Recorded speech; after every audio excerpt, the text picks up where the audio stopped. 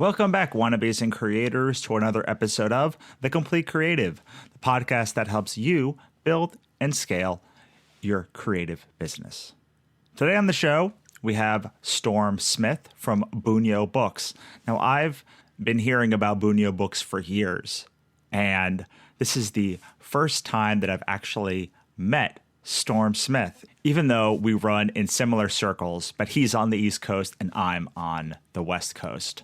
So it was absolutely incredible to be able to sit down with another publisher and talk about what it's like making comics. Before we get into it, I want to remind you that I have an entire website devoted to building a creative business over at thecompletecreative.com, including an awesome webinar all about how you can build an audience from scratch in less than 20 minutes. And you can get to it at thecompletecreative.com/audience, or just head on over to thecompletecreative.com and check out all of our courses, epic blog posts, and the podcast archives to this show. With that being said, let's get on with the show. Take it away, Storme. Tell us what you're passionate about these days.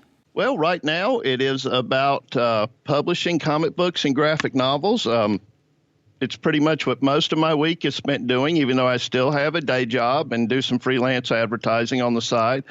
I'm just thrilled to kind of do what Stan Lee did on a small scale, which is still write comics, as well as be in there in an editorial sense and publish and get out graphic novels and sequential art books. It is just my number one passion right now. And like I say, it better be when it consumes most of your week. Yeah, absolutely. I think it's so odd, wonderfully odd. It tickles me so much to this day where, like, I basically curate and write books and then people buy them from me. And I'm like, you just are buying this weird thing that came from mine and my other collaborators' heads. Do you get that ever? Well, to me, that's the most wonderful thing, is to take a single sheet of paper and a pen or pencil or a typewriter and create something and go out there and find an audience for it. To me, that's the magic of it. And, artists and writers, it's just an immense power to just take a single sheet of paper and go make something with it, to me. And it's just a thrill.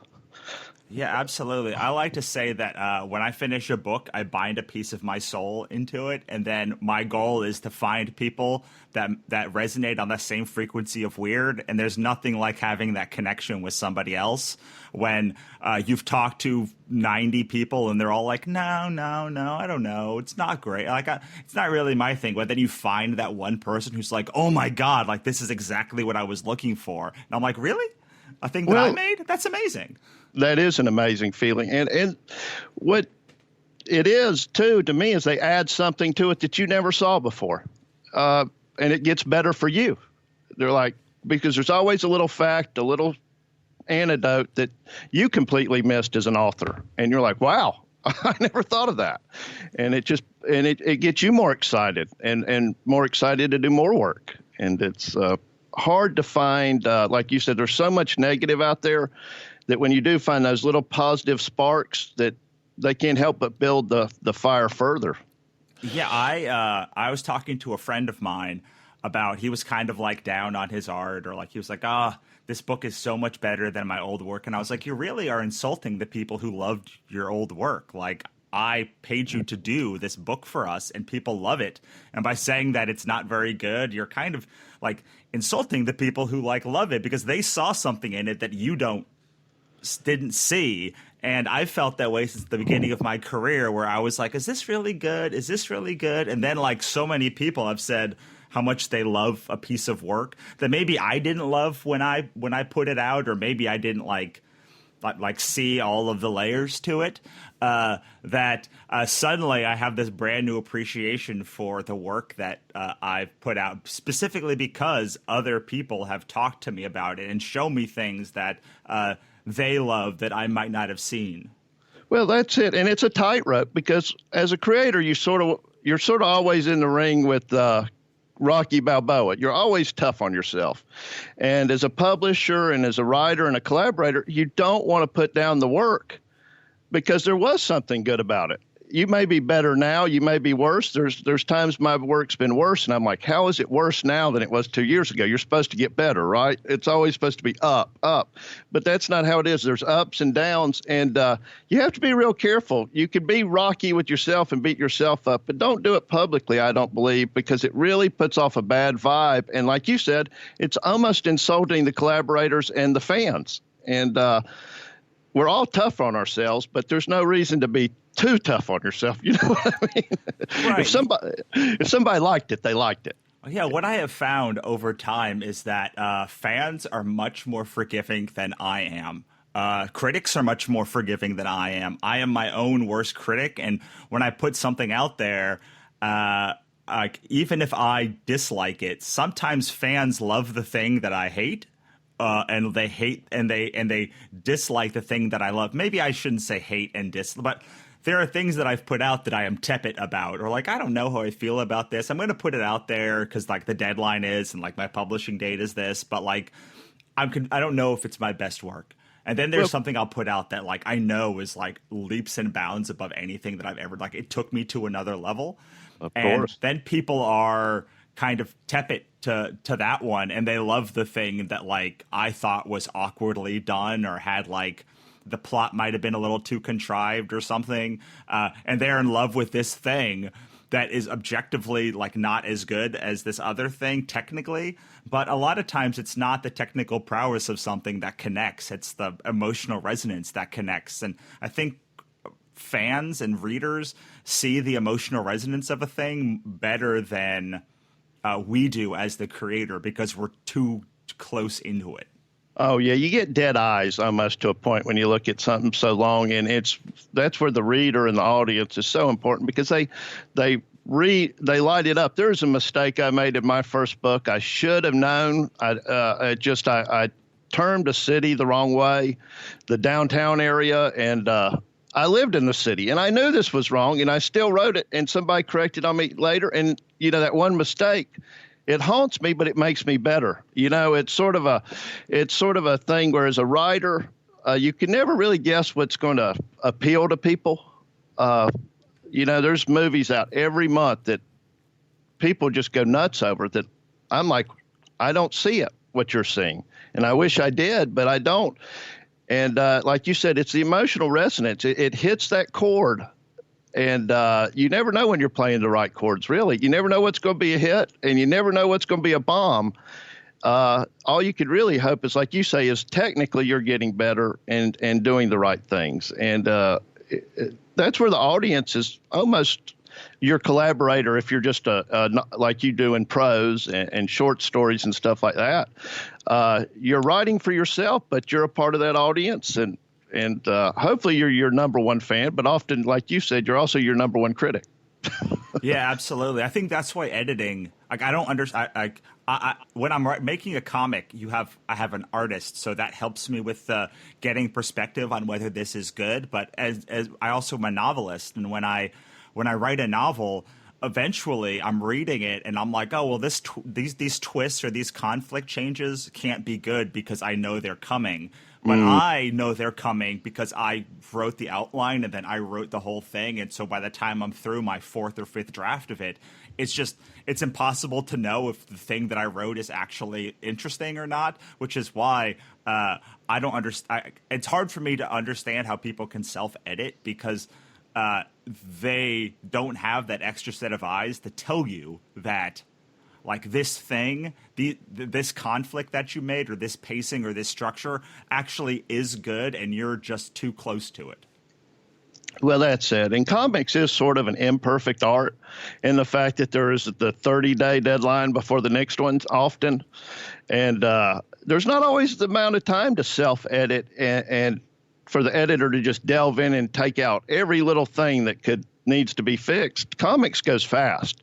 And with prose, like you say, to be able to self-edit with that through thousands and thousands of words is a great skill. Some people I know don't believe you need it. Some people, like Charles Bukowski, were like, let it flow. And but they were really in touch with who they were as a writer. I mean, that was them. It was a complete being pushing out the work not all of us are that confident in our work. We need a little editorial help. We need somebody with 30 years of experience in editorial sometimes to tell a writer with 13 years of experience, hey, you make this little change, it's better. And one of the four keys, really, like they say, to success is proofreading. And if you don't really have that proofreading skill, find somebody who does. Try to make it as good as you can, because that will pay off in the end. I think we all find that out painfully over time. Yeah, you know what? I think when you're young in your career, I don't mean like young age-wise, but just you haven't been doing this a long time. You don't really grasp that your book will last for 100 years or on a good day. Like, I still sell as many copies of our first volume I've ever put out as I do our new, like as I did back in the day. Maybe slightly less, but generally I'm still selling roughly the same amount of books per year for like our first book, Ichabod Jones, as I did the first year we put it out. And that's because the audience grows and the new people have to find this book. But it's like we made that book, and when I made it, I had no idea that when I made that book in 2010, that in 2020 it would still be selling through its 8th printing. Well, that's amazing. And I guess, like you said, have you found it's just more people are discovering your other books and coming back to that one, or is it a series and they're wanting to get in on the first book? Well, now it's because it's a series, but Ichabod we launched in 2015, and then we launched like 5 or 6 books since then, and we had never really turned the attention back to Ichabod. But last year we started the series into the 2nd volume of the book, and we're hoping to continue it to through 5 volumes now. And so we had built up from 100 people on our first Kickstarter to now we have over 2,000 backers who've done Kickstarter, plus we do 30 shows, and like our book Katrina Hates the Dead and Pixie Dust, and then our anthologies. And we hadn't really even talked about Ichabod as our main product for 5 years, and we turned the attention back to it.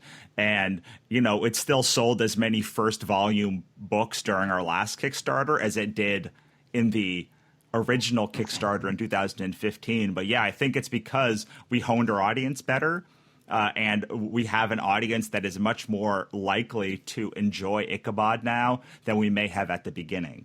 Well, and I'm a firm believer in the old book trade theory that the longer something is promoted and out there, the more audience it's going to gain. You don't have to release a book, promote a book for 3 months and then sell it. You can promote a book for 3 years and sell it and have a bigger audience because you spent 3 years pushing it and talking about it and building it. And I guarantee with a book like that, it's had 10 years to sort of grow its audience.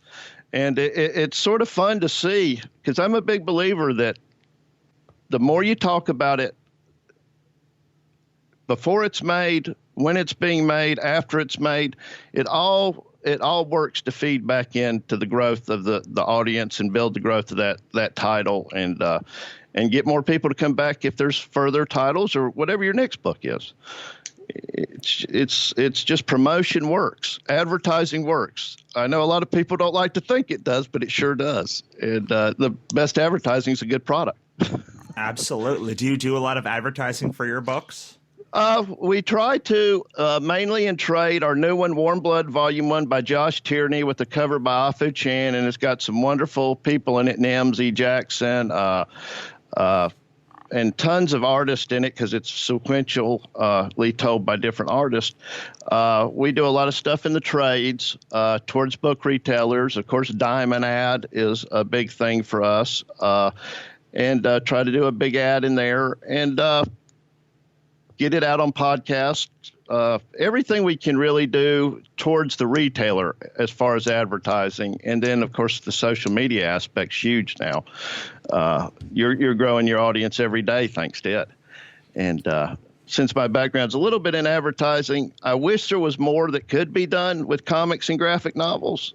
So I'm always looking and trying to learn what other people are doing. But mainly it's with the trades and the retailers at the moment. Yeah, we end up trying to do, because we're not in any of the we're not in Diamond, or we don't have distribution through Ingram or anything like that. So we do a lot of cross promotions with other publishing companies. Like we're putting together a groupies bundle now with a bunch of other indie comic people. Neat. And, yeah, that's great. Yeah. What do you find is the best source of your advertising dollar? I would say probably in a trade, something that book retailers pick up and comic retailers will pick up and look at, and they're looking at. Like I said, the Diamond. Diamond's tough. It's a phone book they get every month. They've got to sort through. I don't know any other business where you're looking at that many new SKUs monthly, because I've worked in, but there nothing really beats like Publishers Weekly, shelf awareness, stuff like that. It's just, it's through the roof because the people who are buying and pushing your book, ALA has some great newsletters. The librarians, as you know, are the core of the book business, and anything you can do to get your product in front of those three groups of people, I believe is huge nowadays. Book retailers, comic retailers, and librarians. I love that you talked about libraries there, because when I talk to a lot of comic book people or even authors, it's a totally discounted market aside from their local library where they might donate a book. But I tell them there's over 100,000 libraries in this country, and all of them have a budget to buy books. And if you can get 10% of them to buy your book, you've had a massively successful book launch. You've nailed it. You've nailed it right there. And a lot of it is that the comics side of it is so direct market oriented. You see the comic shop and that's it. And I think in a lot of ways we train ourselves that way. I mean, when I started working a little more in the book trade, I was told it's just a different language. And it is. It's a very simple language, but there's more processes to getting a book out. Little things that cue your book in to the library buyer system, to the book retailers buyer system, like Diamond hooks you into how comic retailers buy.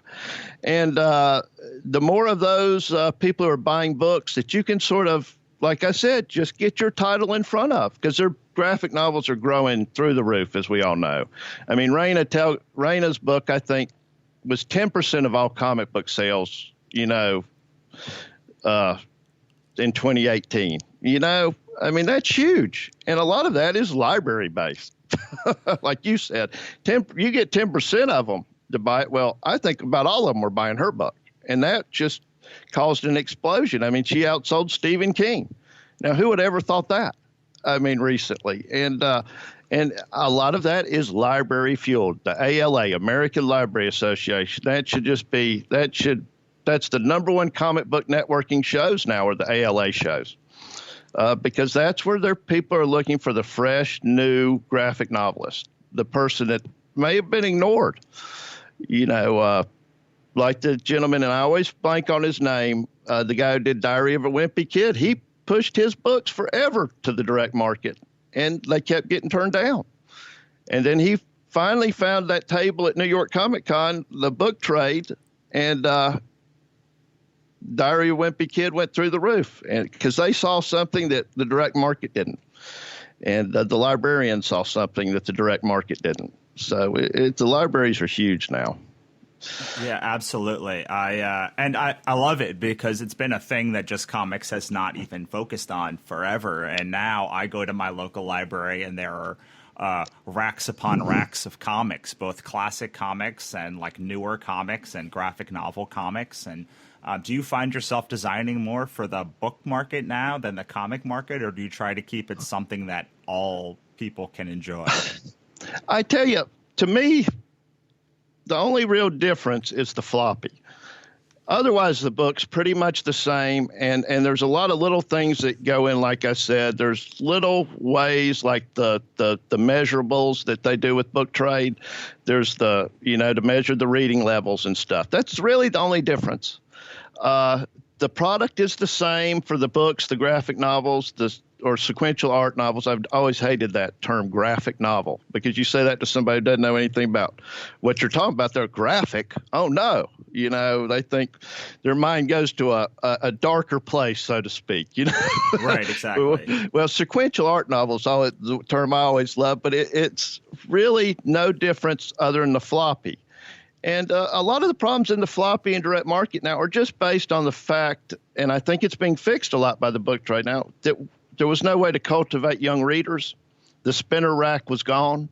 The grocery store and the pharmacies and all having comics, for every kid that passes by to grab one and pay 50 cents or $1 and get one. That day, we lost a generation of young readers.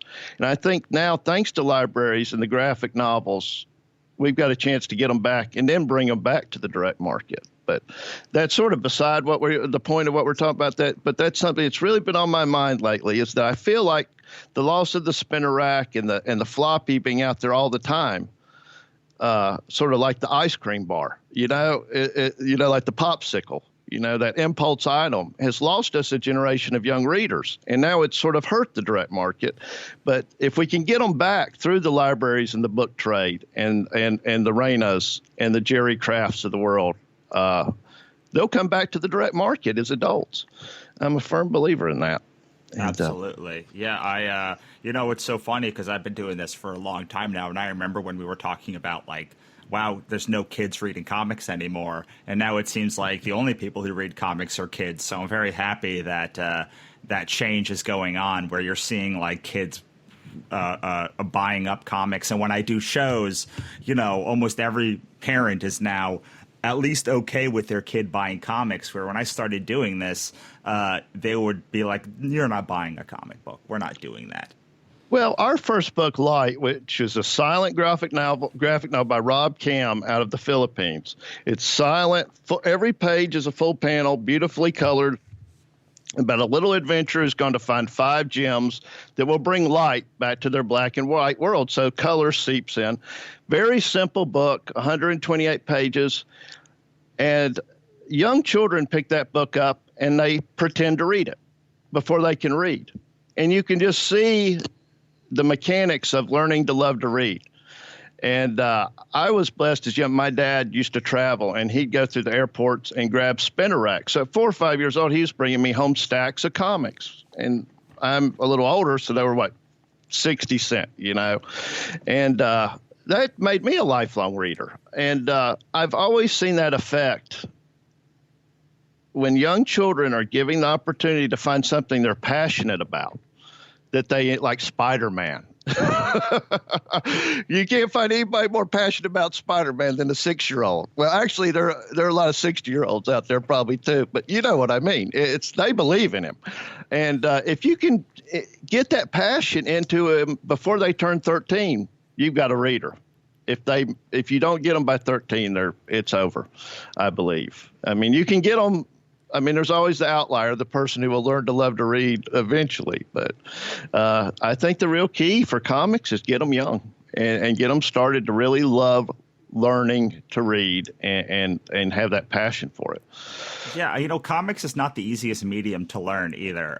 It's got quite a high bar to entry when it comes to learning to how to enjoy a comic book, because it's words and it's art and it's how they work together, and it's being able to understand that between the gutters things happen and your brain has to kind of put those things together. And when you get somebody into reading comics younger, they are a lot more willing or able to make that connection a lot quicker, and that stays with them through their whole lives. Oh, well, you're 100% right there. Comics. Now, it never dawned on me because, like I said, I started so young with them. And the funny pages, the Sunday comics, my grandfather used to read those to me, and that was the highlight of the week. And what happened at Book Expo, I remember some people telling me, said they were going to do a how-to-read comics and graphic novels seminar, and they had printed out 4 flyers for it because they expected about 4 people to show up. And the room was packed. They had to actually, standing room only. It was so full. And you've been in tons of those rooms. Usually, yeah, you can fill every seat, but standing room, And everybody was librarians.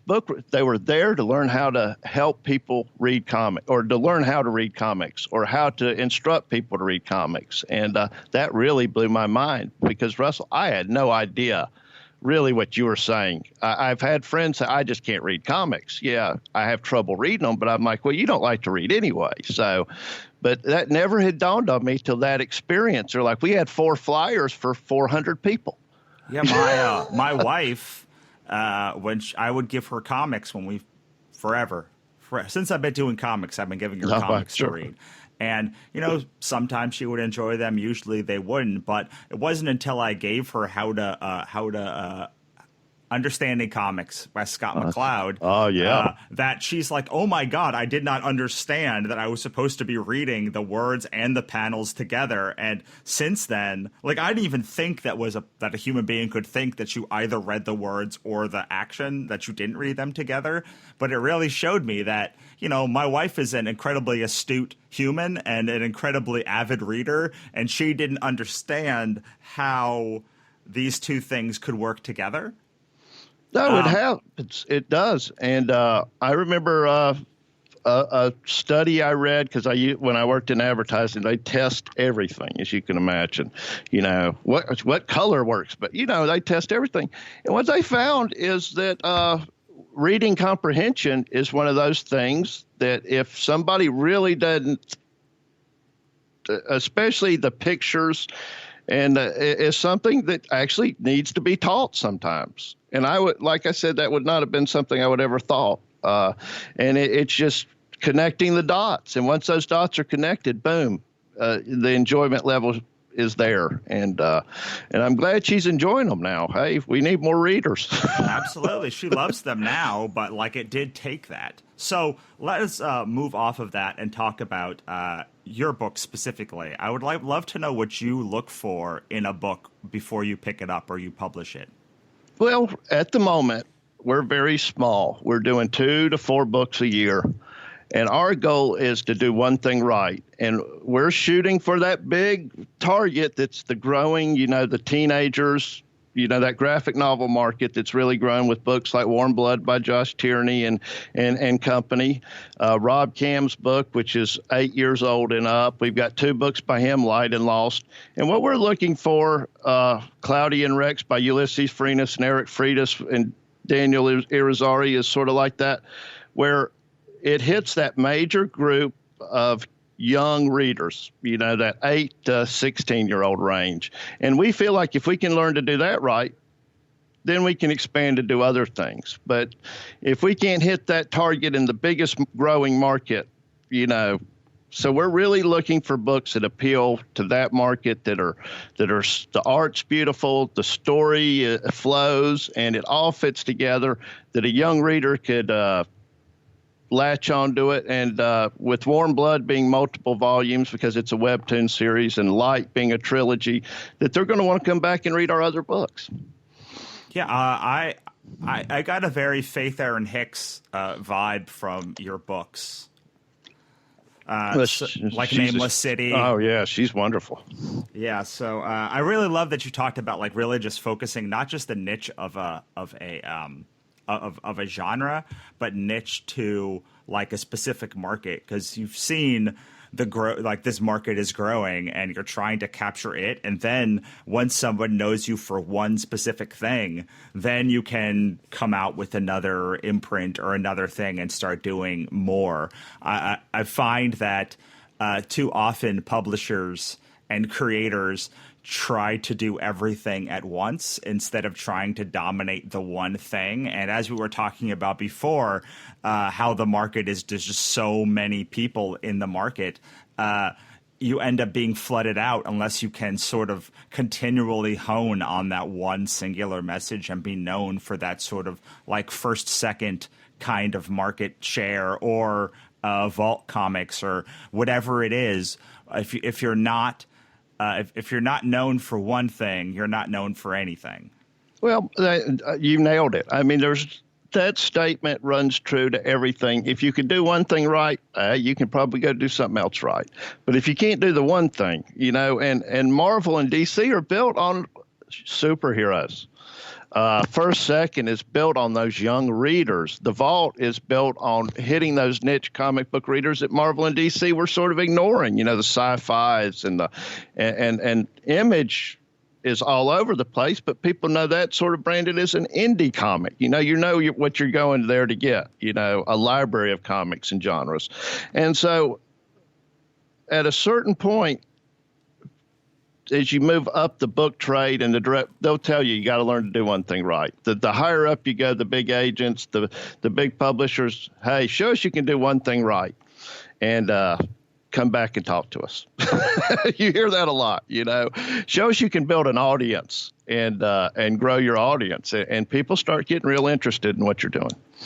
I love that you said that last thing. I mean, I love all the things, but when you said, like, when you build an audience, people get excited, and people ask me all the time, like, how do I do this, or how do I get an agent excited, or how do I get the a distributor excited, or how do I get X person excited? And it always comes back to the same thing. It's like, build an audience, and if enough people are buying your books, I swear to you, that conversation changes.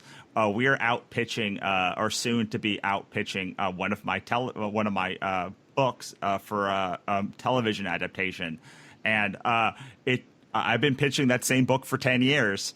And it wasn't until we kind of ran out of our 7th printing that suddenly people were like, "Oh, maybe this actually has legs." Oh, well, they're in the business of making money, and most of us get into it for love. And at a certain point, when the bank account starts to get low, you start to realize love and money's better. and like you said, you've 7 printings right there. That makes them, makes a producer's ears perk up, and you're in the door at least.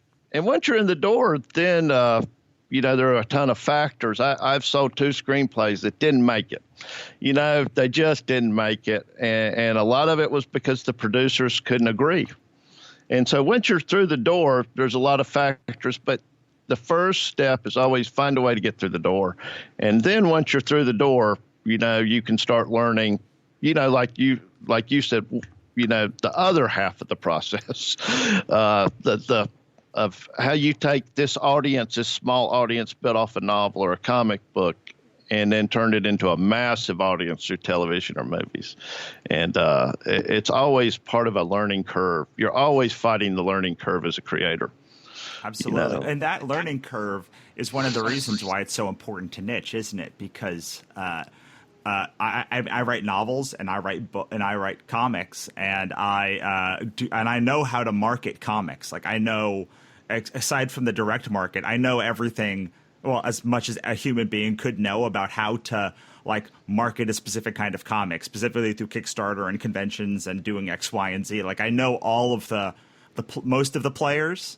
But I'm also a novelist, and when I release books on Amazon, the audience just is not there. Like, even though the audience is there for the comics, it's just a completely different set of skills that I have not learned. And I also do this podcast, and similarly, it's a almost overlapping but not completely overlapping set of skills. And if you're trying to break yourselves in too many places, you end up having to learn all of these things multiple times. And while there's some value to it, you can't, if you can't dominate that one sort of niche, then someone else will, and you will just be drowned out by all of the players in all of the fields. Well, that's sort of what happens, and it's the competition right now in comics. Like I said, Diamond, just every comic creator needs to just go out there and pick up a copy of previews and hold it and look at the page count in it and realize that's what you're competing against. Go to SoundCloud, pull up all the podcasts. That's what you're competing against. Go to the bookstore, look at the shelves, and then try and figure out why those books are out front. There's something going on behind the scenes, and there's always an Amazon. Boy, talk about competition. And like you say, you're always trying to learn new skills for book marketing and comic book marketing. And comic books is such a smaller community, and it's such a fun community.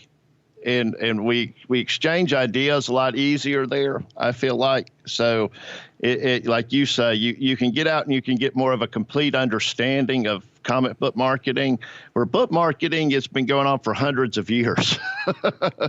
Right. And Random House and them perfected it a long time ago. And sometimes they're not always willing to tell you, they're not going to say, hey, this is how you market a book. They don't want to help their competition. So you have to find, like you said, a niche and build that niche and show you can build an audience of 20,000 Twitter followers and or 7 printings, like you said, or sell 10,000 copies of something, because then they have to take notice. Right. You're sort of saying, hey, here I am. I didn't need you, and look what I did. Yeah, So imagine what I could do with help. Well, the most amazing thing is the best way to get people to want to work with you was to not need them to work with you. Like, you're successful enough without like having them, because then you have the power instead of them having the power. And I think that's true. I don't think Stephen King has to worry about offers, for television and movie deals, because they feel that audience, they're part of that audience. They grew up reading those books. Imagine if you're a Stephen King fan and you get to work on or produce or direct something, and he did. I mean, you couldn't imagine a more complete full circle thing. And I believe that with comics, when somebody makes it to Marvel or DC, when that's your dream, and or becomes a comic book publisher and gets to put out great stuff. You're sort of just, like I said, it's the learning curve. And the one thing you learn is you can't learn it all. So the niche market, focusing on what you're doing well and where you're growing, is boring sometimes as that can be to us creative people who've got 50,000 ideas. It's not about the idea. It's about the goal. What is your individual goal? The ideas will be there. It's about the goal and and traveling from point A to accomplishing your goal. And if the ideas will always be there. I think people worry about ideas too much. It's all about being goal-oriented and disciplined. And I listened to an interview with Todd McFarlane, I'm sure a lot of people have listened to recently, and talk about a goal-oriented, disciplined person. Todd Spawn, it will never be called the greatest idea in comics, I don't believe. I'm sure some people believe it is. But boy, did he have the right set of goals to get it to where it needed to be to make him a huge success and a legend. And I'll always believe that in my heart. It's about the goals, because the ideas will be there when you need them.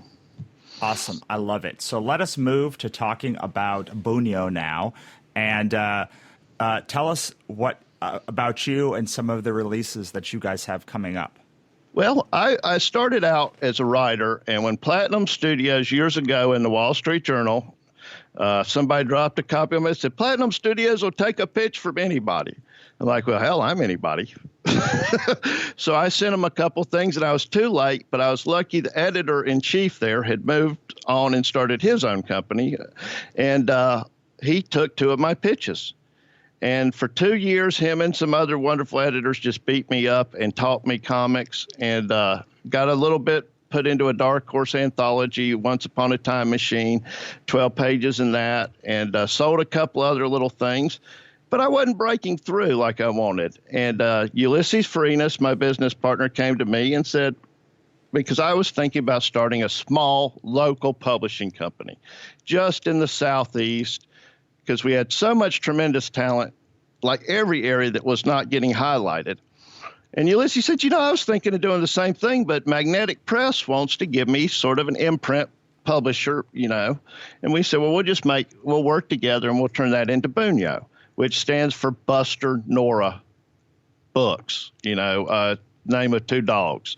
Ulysses' dog and Eric Freitas is the writing partner's dog, because I had too many.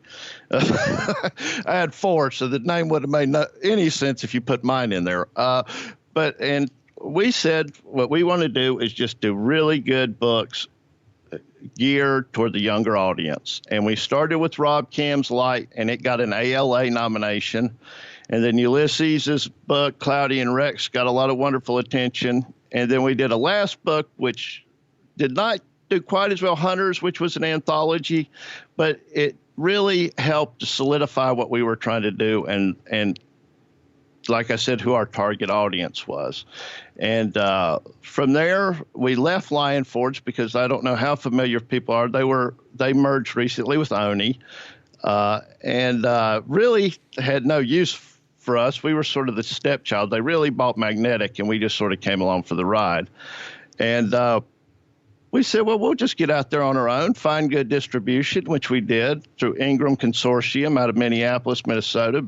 Brilliant book trade people, and sort of are out on our own now with 2 books, Warm Blood, Volume 1 by Josh Tierney, which I've mentioned numerous times, which will be out in May, and then Lost by Rob Cam, which will be out this summer, the sequel to Light. And really just very organic, building it through opportunity. You know, me and Ulysses saw a chance to work together. He saw a chance to work with Magnetic. Magnetic saw a chance to work with Lion Forge. And then we saw a chance to move on from Lion Forge to Ingram. So we just sort of the ladder effect, just kept looking for new opportunities to work with great people. And that's where we're at right now. Awesome. Well, I wish you all the best with that. And I definitely, I love Ulysses's work. And I've been hearing about you guys since I know Mike, so I've been hearing about you guys for a long time. So I certainly hope that everybody goes and picks up that book and checks you guys out. We are nearing the end of our hours, so I'm going to ask you the last question that I used to get everybody sort of centered, which is Wonderful. I would like you to impart the best piece of wisdom that you've gotten that you have to give. It could be something you've said already or something that you haven't said yet about building and maintaining a successful creative career, and then tell us where we can find you, and then we will say goodbye. I would say there's a wonderful speech, and I could never find it anymore, but it's always the 4 main keys are always the same.